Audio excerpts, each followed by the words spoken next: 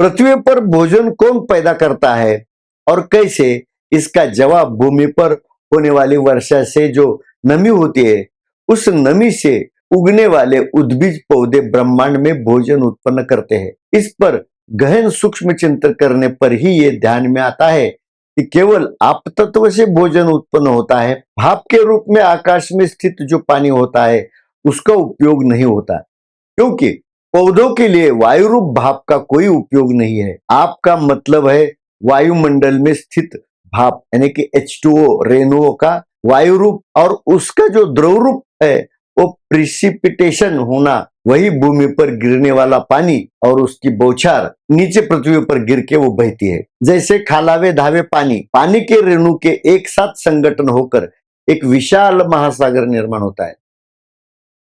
सबसे पहले बालाघाट चैनल को सब्सक्राइब करें, लाइक और शेयर करें और उसके साथ बेल आइकॉन दबाना न भूलें। धन्यवाद। श्री गणेशाय नमः। गुरुर्ब्रह्मा गुरुर्विष्णुः गुरुर्देवो महेश्वराः, गुरुः साक्षात् परब्रह्म तस्मै श्री गुरवे नमः।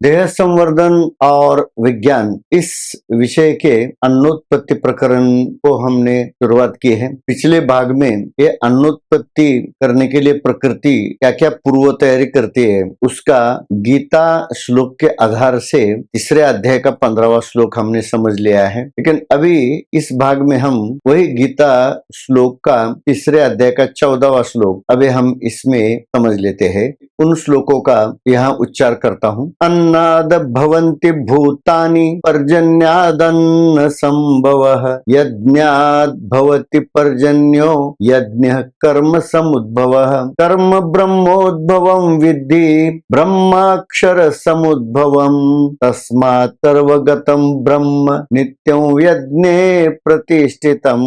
ये भाग देखने के पहले श्रोताओं को मेरी विनंती है कि 10वां भाग भी आप समझ ले और फिर इस भाग को आप पूरा देख ले, ताकि इस गीता प्रबोध में प्राकृतिक चक्र कैसे बताए हैं उसके बारे में मैं आपके सामने पूरा उसका अन्वय अर्थ पेश करूंगा। इस गीता श्लोक में जो सृष्टि चक्र का अनुक्रम बताया है उसे समझना बहुत जरूरी है। उसमें पहला चक्र है अच्छे कर्मों से जो यहाँ यज्ञ संपन्न होता है, और दूसरा चक्र है कि यज्ञ कर्मों से वर्षा यानी कि बारिश, उसे हम पर्जन्य का प्राकृतिक जो चक्र है चलता है और उसका नियंत्रण किया जाता है। और तीसरा है बारिश से और पानी के उपलब्धि से यह वनस्पति उद्भिज खदान में जन्म लेती है और पूरे जीव सृष्टि के लिए अन्न की उत्पत्ति यही वनस्पति करते हैं। अभी चौथे में चक्र में अन्न से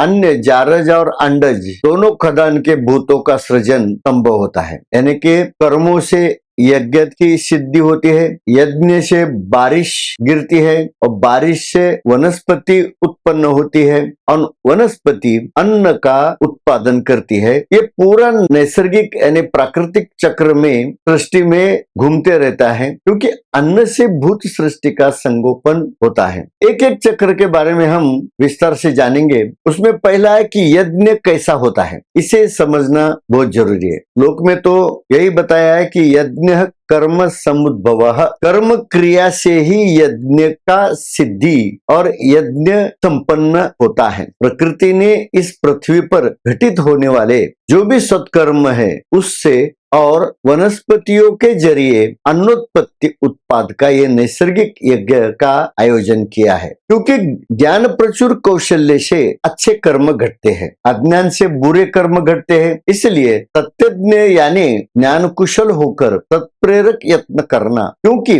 विकसित बौद्धिक कुशलता से योग्य कर्म क्रिया सिद्ध की जाती है, तभी यज्ञ परिपूर्णता सिद्ध होती है, जिससे सामाजिक विकास और समृद्धि होती है। बुरे कर्म करने वाले जो भी यहाँ आत्मवश होते हैं उनको एनम संबोधन से संबोधित किया है, इसलिए उन्हें एनम यानी कि अपराधी आत्मा कहा जाता है। यानी कि गीता में जगह जगह पे आत्मा के वर्तन के दो प्रकार यहाँ बताए गए हैं, एनम आत्मा और अयम आत्मा। अयम आत्मा जो हमेशा अपने पूर्व उच्चतम श्रेष्ठतर स्थिति को जाने की कोशिश करता है, यानी कि उसको ही पुण्यात्मा कहते हैं। अयम यानी कि अस्त होना, खुद को ही समाप्त करके ईश्वर के चरणों पे समर्पित करने की कोशिश करता है। लेकिन एनम आत्मा खुद को ही बड़ा समझकर यहाँ प्रकृति में अनेकों अपराध करने के लिए प्रेरित होता है और फिर जन्मों जन्मों का चक्र में उससे ये प्रकृति नचाती रहती है। कर्मफल से बुरी नीच योनियों में जन्म लेकर जहन्नम यानी कि नरक पीड़ा भोगनी पड़ती है। प्रकृति किसी को माफ नहीं करती, जिसके उसके कर्मों का फल प्रदान करते रहती है। प्रकृति शब्द में भी प्र उपसर्ग है और उसमें जो धातु शब्द है कृति यानी कि कृ, इस धातु क्रिया द्योतक होता है जो निरंतर क्रियाशील रहती है, उसे ही प्रकृति कहते हैं। इसी प्राकृत क्रियाशीलता से यज्ञ सिद्ध होता है। फिर यज्ञ से दूसरे में बारिश कैसे होती है, या बारिश का चक्र यानी कि पर्जन्य का चक्र कैसे होता है, ये श्लोक में यज्ञात भवति पर्जन्य, इसी यज्ञ सिद्धि के बाद पर्जन्य का संभव होता है। यहाँ यज्ञ से वर्षा होने का सिद्धांत कैसे सिद्ध होगा, इसके ऊपर थोड़ा अगर हम ध्यान देकर बताएंगे समझेंगे, क्योंकि यदि यज्ञ शब्द प्रचलित मतलब से लिया जाए तो यह एक वैदिक कर्म होगा। फिर इस सृष्टि में बारिश को सिद्ध करने वाला, ये पहला आद्य यज्ञ कराने वाला यज्ञ करता यजमान कौन, देवता होगा,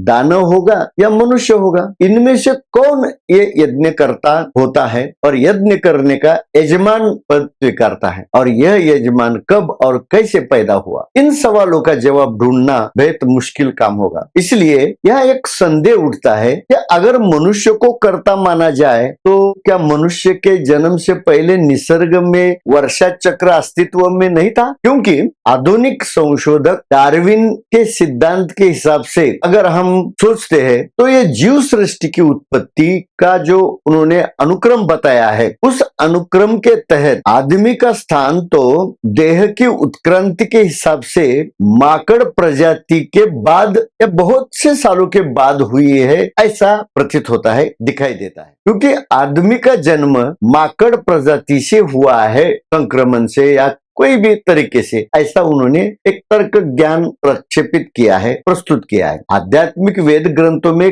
कहे गए और कर्मकांड तो सिर्फ मानव योनि के उपयोग के हैं, लेकिन डार्विन के सिद्धांत के अनुसार कहे गए एक योनि से दूसरी योनि के भूत जाति के प्राणी तैयार हो सकते हैं। अगर इसका जवाब देना है तो इस प्रकृति की रचना में ऐसी कोई स्थिति नहीं है कि एक प्राणी के शरीर से या उत्क्रांति से दूसरे प्राणी का जन्म होगा, ऐसा जवाब हो ही नहीं सकता। क्योंकि सचेत जीव दशा की संभावना केवल स्थल, काल और स्थिति के अनुकूलता से तय होती है। इसलिए डार्विन का सिद्धांत केवल तार्किक है, उसमें सच्चाई ना के बराबर है। मनुष्य अपने प्रयास से कुछ प्रजाति में विशुद्ध संक्रमण हो ऐसी स्थिति पैदा कर सकता है। इसके कारण कुछ बदलते जीव उत्पन्न होते हैं, ऐसा मनुष्य को लगता है, लेकिन जीव भूतों की उत्पत्ति की संभावना प्राकृतिक स्थिति पर, वातानुकूल स्थिति पर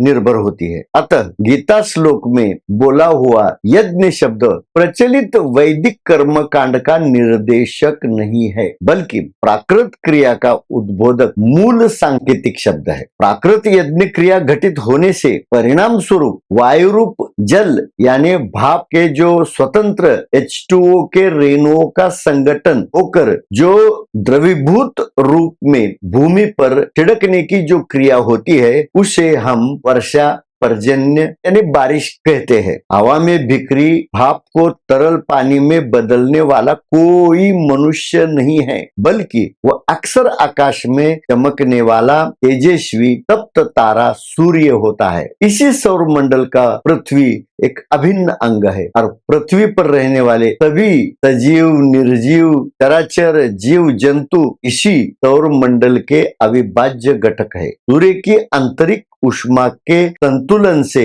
जल का निर्माण हुआ और पृथ्वी मंडल के आकाश में स्वभावतः बादल जमा होकर बाष्प का द्रव रस रूप जल रूप लेकर सृष्टि में वर्षा होती है। मनुष्य ने अपने विकसित बुद्धि कौशल्य से और अपनी जरूरत और अपेक्षा से आकाश में घूमने वाले बादल और बादलों से संगठित होने वाली जल की बूंदे यानी कि वर्षा को अपने स्थान पर खींचने के लिए वो कुछ प्रयोग और प्रयोजन योजना अपनी बौद्धिक प्रयास सायास से करता है। शायद हम उसी यत्न को यज्ञ शब्द से संबोधित करते भी है। प्राचीन काल के शोधकर्ता ऋषि ने सूर्य की गर्मी से बने जल के भाप से घने बादलों को जरूरत से स्व इच्छा से अपनी भूमि क्षेत्र पर बुलाकर वहां के खेत सुजलाम सुफलाम करने का जो बौद्धिक सफल प्रयोग किया था, वही प्रचलित यज्ञ शब्द ऋषि मुनि के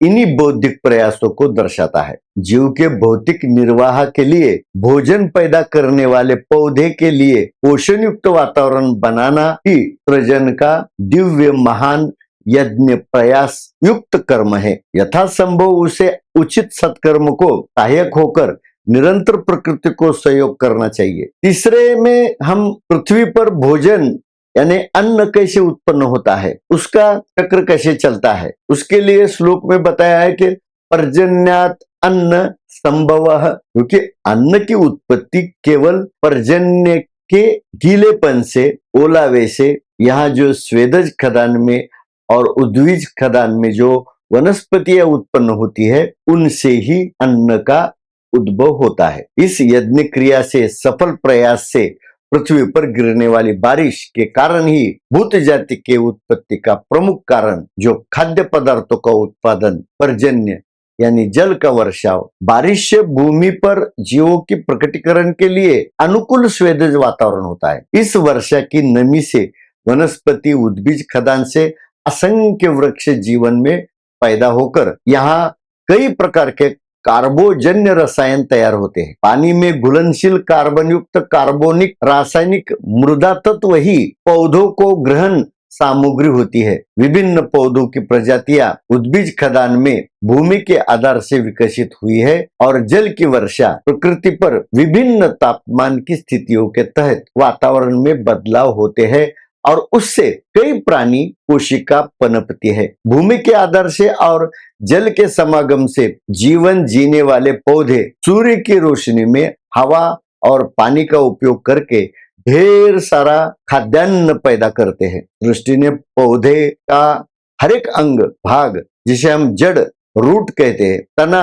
यानी कि बूंदा कहते हैं, पत्ते यानी कि पान कहते हैं, फूल फल आदि ये सभी पौधों के अंग होते हैं। अन्य वन्य प्राणियों के भोजन का ये अपार भंडार वनस्पति अहोरात्र अपने कर्मों को साकार करने की कोशिश करते हैं। फिर चौथे चक्र में जानवर की उत्पत्ति कैसे होती है, उसके लिए श्लोक में आने वाला शब्द समूह है अन्नाद भूतानि भवंती। खाद्य भोजन उपलब्धता से ही पृथ्वी पर जारज और अंडज दोनों प्रकार के बहुकोशिकीय भूत सृष्टि की रचना होती है। पौधों द्वारा खाद्य पदार्थों की उपलब्धता सिद्ध होने के बाद इस कार्बोज रासायनिक भोजन को तोड़ने के लिए विभिन्न भूत उत्पन्न हुए। भूतों की उत्पत्ति का प्राकृत उद्देश्य एक ही है, पौधों ने पकाया हुआ भोजन खाकर उसको हजम करना, यानी फिर से उस रासायनिक कार्बोजन्य रेणुओं के संगठन के बंधन यानी कि बॉन्ड को तोड़ना और अपने इस शरीर यंत्र को चलाए रखने के लिए ऊर्जोत्पत्ति करना और उस रेणु को तोड़कर मूल अणु में परिवर्तित करना। सृष्टि में सजीव जीवन का निर्माण कैसे होता है ये बताते हुए संत ज्ञानदेव अपने ज्ञानेश्वरी ग्रंथ में कहते हैं अन्नस्तव भूते प्ररोह पावती समस्ते मग पर्जन्यु या अन्नते सर्वत्र प्रसवे। बारिश का पानी अन्न का उद्भव और जीव सृष्टि का संगठित स्थूल देहाकार का संगठन बनना यह संभव हुआ। प्ररोह शब्द का अर्थ तो अंकुर फूटना है। पारंबी शब्द उदय अर्थ से आती है। प्रसवे बाहर अंग निकालकर खुद विकसित होना, जैसे फूल मोहर फल इत्यादि। इसी जल विद्राव्य रासायनिक भूतत्व से आत्मा को पहनाए हुए वस्त्रत्रय सूक्ष्मलिंग देही मनात्मा पर भोजन स्वरूप रासायनिक उपलब्धि के अनुसार प्राणयुक्त प्राणमय और अन्नमय बाहरी कोश वस्त्र प्रावरण से सूक्ष्म कोशिक जीव दशा का ये आकारी स्थूल वस्त्र प्रकृति बुनाती है। यहाँ प्राकृत स्वयं ये स्थूल भौतिक सगुण देहाकार सूक्ष्मांग पर वस्त्र विलेपन से बनता है। ये प्राकृत स्थूल देहाकार ही आत्मा का प्रकट देहाकारी जन्म माना जाता है। सूक्ष्म जीवात्मा पर बुनी हुई मांसल कोशिक रचना जब तक भोजन मिलता है तब तक जिंदा रहती है। जीवात्मा ने धारण किए हुए इस अन्न से बनी स्थूल शरीर जरूरत से अधिक भोजन खाने से रोगग्रस्त भी हो जाती है या भोजन समाप्त होने पर कुपोषण के कारण शरीर जीर्ण होकर गतप्राण होता है। इस भूमि पर उत्पन्न होने वाले जीवों का जीवन काल भोजन की आपूर्ति पर निर्भर करता है। अपितु भोजन की उपलब्धि आत्मा के सचेतन स्थूल शरीर के रूपाकार में जन्म लेने के लिए बाध्य करती है। एकल कोशिका के प्राणमय और अन्नमय ये दो बाहरी परतों का स्थूल देह बनाने के लिए रासायनिक खाद्यान्न और पानी दोनों एक दूसरे को सहयोग करते हैं। आध्यात्मिक शास्त्रों में इसी अन्न के बारे में अन्न को ब्रह्म ही माना है, क्योंकि अन्न ही भूत सृष्टि का जनक होता है। ब्रह्म वैवर्त पुराण ब्रह्मखंड में आए हुए श्लोक में कहा है कि अन्न ब्रह्म रसो विष्णु भोक्ता देवो महेश्वर एवं ज्ञात्वा तु यो भुंक्ते अन्न दोषो न लिप्यते। अन्न ही ब्रह्म है। अन्न में स्थित जो रासायनिक रेणु संगठन होता है वही विष्णु है और आखिर में इस अन्न स्वरूप रसायन का विघटन करने वाला देव स्वरूप महेश्वर महादेव शिव है। यही प्राकृतिक उद्भव का जनक तत्व जो जानकर इस रासायनिक अन्न का सेवन करता है उसे इस अन्न रस से कोई दोष बाधक होते नहीं। इसी मतलब को दोहराते हुए पद्म पुराण में भी यही कहा है, अन्नम ब्रह्मा रसो विष्णु हादयन मांस मुच्चरन एवं ज्ञात्वा तु यो भुंक्ते तो न दोषैर्न लिप्यते। क्योंकि जीव सृष्टि के पहले उत्पन्न हुए अन्न को पद्म पुराण में भूत सृष्टि का जनक ब्रह्म माना है और अन्न रस प्राण ज्योत चेतना ऊर्जा यानी मुख्य ग्लूकोज चीनी के स्तर को शरीर में बनाए रखता है। भोजन शरीर को पोषक रस देता है, उसको विष्णु कहा है, क्योंकि जीवन के पालन पोषण का दायित्व ही विष्णु पर है। इसलिए इसका एक नाम विश्वंभर भी है। दुनिया के लिए विष्णुमय जग ऐसी उपमा संतों ने दी है। पके हुए भोजन का उपभोग करता जो है महेश्वर आत्मलिंग सदैव स्वयं करता है। इसलिए अन्न को ग्रहण करते समय सृष्टिकर्ता भगवान के प्रति कृतज्ञ भाव याद रखना जरूरी है, क्योंकि बिना याद किए भोजन करना मांस भक्षण के समान दोषयुक्त होता है। जो लोग भोजन भगवान समर्पित करके खुद स्वीकारते हैं उन्हें शाकाहारी भोजन की बाधा नहीं होती है। अन्यथा शाकाहारी भोजन भी शरीर को सदोष विकारी रोगग्रस्त करता है। अन्न ही ब्रह्म का दृश्यावतार रूप है और इसके प्रभाव में प्राणी मात्रा के स्थूल शरीर का निर्माण और पोषण होता है। रस रूप में विष्णु सभी का पोषण करते हैं और जीव रूप भोक्ता शिव शरीर में आत्मांश के रूप में विश्राम करते हैं। स्थूलांग में चेतन शक्ति प्राण ज्योत के रूप में साक्षात शिव होते हैं। शरीर को पोषण देने वाले रस में विष्णु है और शरीर के विकास के लिए प्रतिदिन खाया जाने वाला भोजन ब्रह्म रूप है। ये सब उचितानुचित भावशास्त्र जानकर जो भगवान के सृजन कार्य का आनंद लेता है उसे भोजन बाधक नहीं होता, क्योंकि शास्त्र को जानने वाला आदमी खाना हमेशा जरूरत के हिसाब से खाता है। वो खाने की जिद नहीं करता, खाते टाइम शर्त नहीं लगाता और अपना पेट कभी भी पूरा नहीं भरता, उसे हमेशा आधा खाली रखता है, क्योंकि पेट में भोजन पचाने का काम भगवान को ही करना पड़ता है। इसलिए महायोगी संत ज्ञानदेव अपनी ज्ञानेश्वरी ग्रंथ में कहते हैं, प्राणापानाचा जोड भाती फुंक फुंको निया अहोराती अटित से नेणो किती उदरा माझी। फेफड़ों के दोनों कक्ष थैली से जो सांस अंदर लेकर अशुद्ध वायु बाहर फेंकने के ये दोनों काम और पेट में भरा हुआ भोजन पचाने का काम दिन रात 24 घंटे प्रकृति करती है।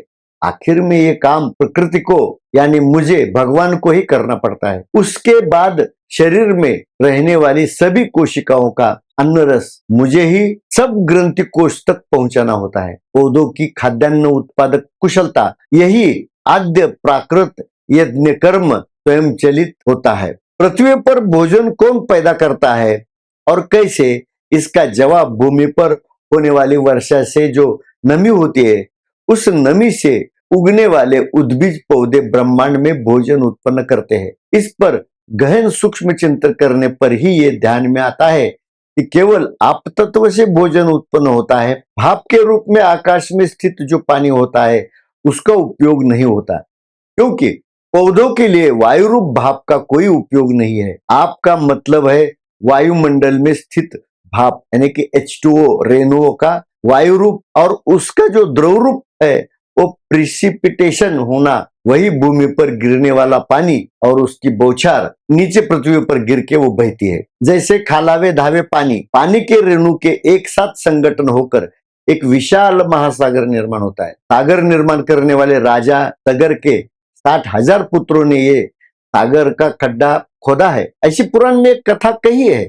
इसी राजा के कुल में जन्म लेने वाले भगीरथ नाम के अपने प्रयास से बड़ा कठिन तप करके स्वर्ग में रहने वाले गंगा को धरा पर उतरने के लिए मजबूर किया है। ये कथा मैंने यहाँ इसलिए याद की है, इसके पीछे छिपा रासायनिक सूत्र समझना बहुत जरूरी है। इस पौराणिक कथा का वैज्ञानिक मतलब क्या है इसे समझ ले। वायुमंडल में सूर्य की गर्मी के कारण पानी भाप के सूक्ष्म रूप में आकाश यानी स्वर्ग में भटकता था। इस भटकते जल को स्वर्ग निवासी कहा है। यही भाप पानी जब तरल जल के रूप बूंद के रूप में पृथ्वी पर गिरते हैं तब यहाँ जल का भंडार यानी समंदर भर जाता है। पौराणिक कथा के अनुसार स्वर्गीय भाप वहां ठंडी होकर सबसे ऊंचे कैलाश पर्वत पर गंगा उतरी और फिर उसी गंगा ने महापर्वत हिमालय के पेट से जन्म लिया, ऐसा कहते हैं। एक कार्नव यानी एक ही समंदर है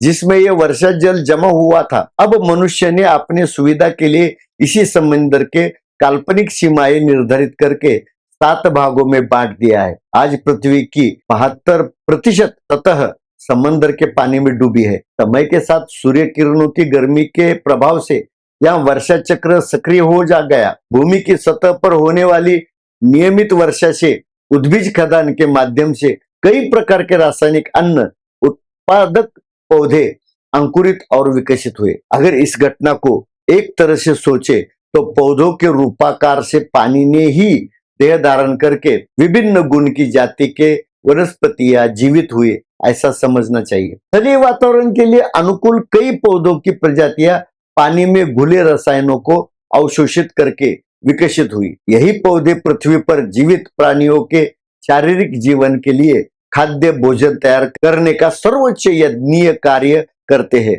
अतः सभी प्राणियों के कल्याण के लिए दिन रात अन्न और औषधि रस पकाने का काम पौधों के माध्यम से प्रकृति ने बखूबी सिद्ध किया है। अभी तो भोजन उत्पत्ति करने का यही विशेष स्तुत्य श्रेष्ठतम गुण प्रकृति ने सिद्ध किया। निस्संदेह ये प्रकृति का अद्भुत विशेष कार्य है। विशेषकर दूसरे प्रजातियों के जीवन के लिए अपना जीवन व्यतीत करना सबसे बड़ा सत्कर्म पुण्य का होता है। ऐसे दृढ़ इच्छा शक्ति से प्रेरित होकर कार्य करने के लिए शारीरिक साहस की भी बहुत जरूरत होती है। स्वयं सहित सभी के पोषण के लिए भोजन तैयार करना ही परम सत्कर्म कहा जाता है। भोजन के माध्यम से आत्मा के स्थूल शरीर का पोषण करना एक अच्छा कार्य है, जिसके कारण परेश सर्वोच्च देवता भी पूरी तरह से संतुष्ट होता है। वास्तव में भगवान ऐसे ही महान बलिदानों से संतुष्ट होते हैं। अन्नदान भी ज्ञानदान के बाद महत्वपूर्ण माना गया है। इस भाग में हमने भगवान के प्राकृतिक रूप भी समझ लिए हैं और गीता श्लोक का ये प्राकृतिक सृष्टि चक्र भी समझ लिया है। इसके आगे वाले भाग में हम यही अन्न बनाने का जो काम पौधे करते हैं उसकी रासायनिक क्रिया कैसे घटित होती है ये आधुनिक विज्ञान की भाषा में समझ लेंगे। इसलिए अगला भाग देखना न भूले। इसलिए मैं अभी इसी बात पर यही ठहरता हूं। धन्यवाद।